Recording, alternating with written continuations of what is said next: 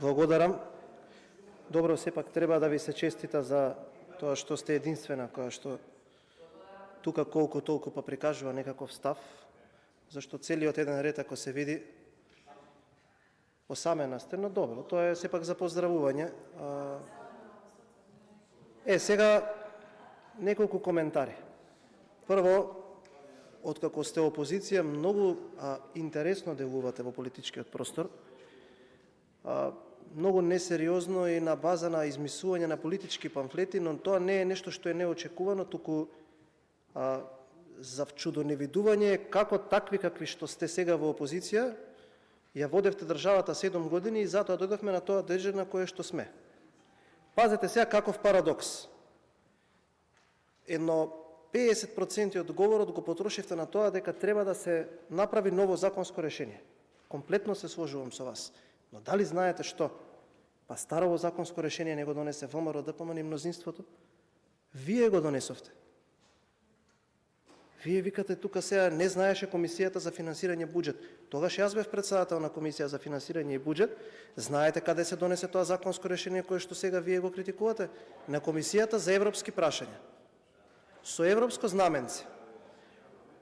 Станавме ние тогаш како пратеничка група и побаравме одржување на јавна расправа која што со волја на вистината се случи. Таму се усвоија заклучоци, знаете колку од тие заклучоци влегува во законското решение? 0. Да, треба да се смени законското решение и ќе се смени законското решение. А дали знаете зошто не е добро законското решение?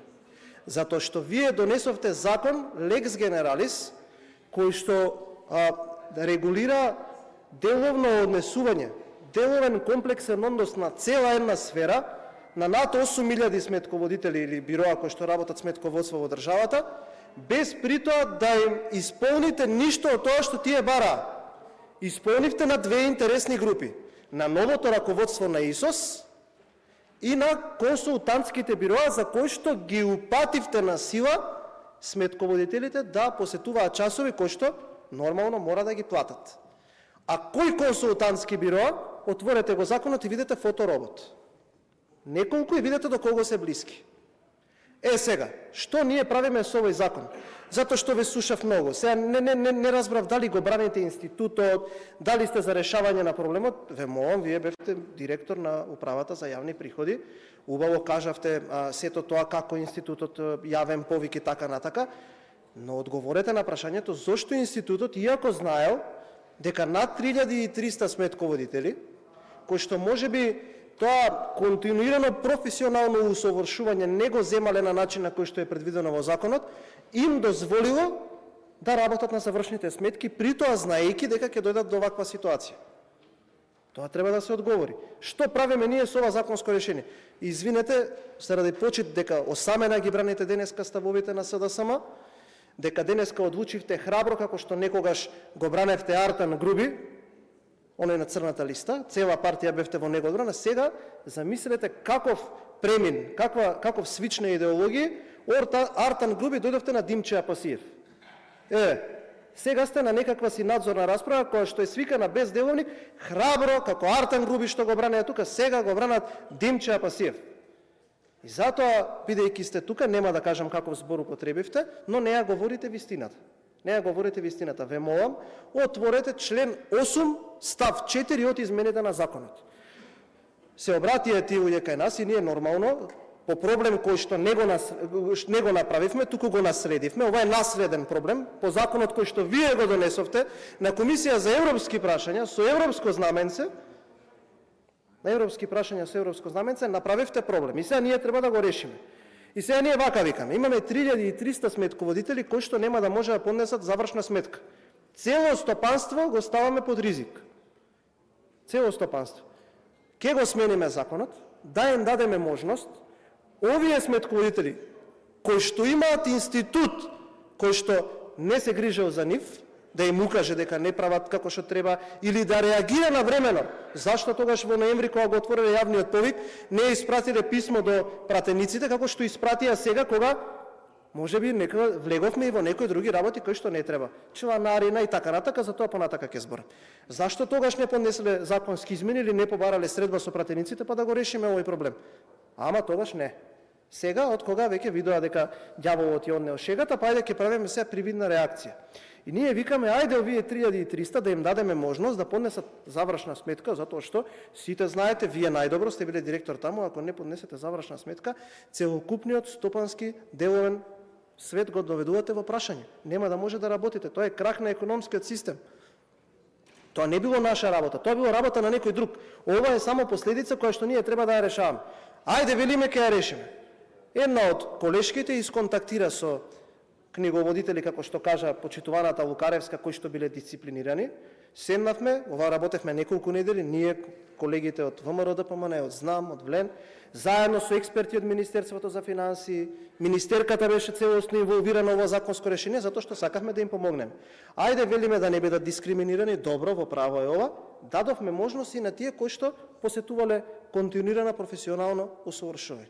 Зашто во нашите редови има и сметководители, има и луѓе во банкарскиот сектор, има луѓе во деловниот сектор кои што доаѓаат и кои што разбираат. И викаме вака, за да не ги оштетиме тие, и на тие ќе им дозволиме плюс уште една година да ги допосетуваат часовите, што значи дека и тие нема да бидат дискриминирани. Мислам дека е фер. И добивме еден допис, тоа е овој допис, од институтот и побараа средба со нас. Во ред, ги примивме веднаш во петокот, јас и колешката Даниела Белимова од ЗНАМ, и убаво ги слушавме, час и половина траеше состанокот и коректно им рековме до понеделник, до 10 часот, затоа што во 12:30 вие, затоа што имавме пленарна седница, па денеска беше комисијата, дајте ги забелешките и ќе видиме што е прифатливо, што не е прифатливо, за да можеме да ви одговорим. Го задржуваме правото, ако ние лично сметаме дека не е прифатливо, да им кажеме дека не е прифатливо, и од тоа што го испратија како допис ништо не беше прифатливо, заради тоа што ние имаме намера да го решиме проблемот на системски начин, да не биде како до сега. Затоа што ако сме рекле дека нема да биде како до сега, тогаш никаде нема да биде како до сега, и до крајот на годината ќе изработиме комплетно нов закон со кој што системски ќе го наминеме овој проблем. Каков ќе биде тој закон? Тој закон ќе биде инклузивен. Во Министерството за финансии ќе бидат повикани сите и сите заедно да донесеме консензуално прифатлив закон. Не со европско знаменце, не на комисија за европски прашања, не предпратеници кои што се членови на една комисија, а немаат никаков допир со сметководството. Тогаш ќе дое кај вас на комисија, почитувана Лукаревска, вие ќе одлучите кога ќе ја почнете расправата, вие ќе одлучите кои забелешки ќе ги поднесете, ние ќе ви прифатиме забелешки ако се веродостојни и така натака. Но ние да прифаќаме забелешки под уцена, со два аргумента: мора да се плати членарина, и за да го продолжиме рокот уште малку, ама да го скратиме за да платат плюс 100 евра за впишување во регистар, нема да го направиме тоа. Нема да го направиме. Земете ги стенограмите, ќе видите на таа јавна расправа дека најголемиот дел од учесниците беа против. И јас од името на пратеничката група говорев и кажав дека тој закон не е добар. Вие ништо не направивте. Да, не изслушавте, во ред, хартија трпи секако за се што правевте, заклучоци, и во законот ниту една од тие заклучоци не беше инволвирана. Затоа да кажам следно: секој во оваа држава има право да каже какви забелешки смета дека треба да ги достави до институциите. Ние сметаме дека на овој начин обезбедуваме и решаваме еден проблем кој што не сме можеле да го решиме, тоест да го создадеме, ама можеме да го решиме.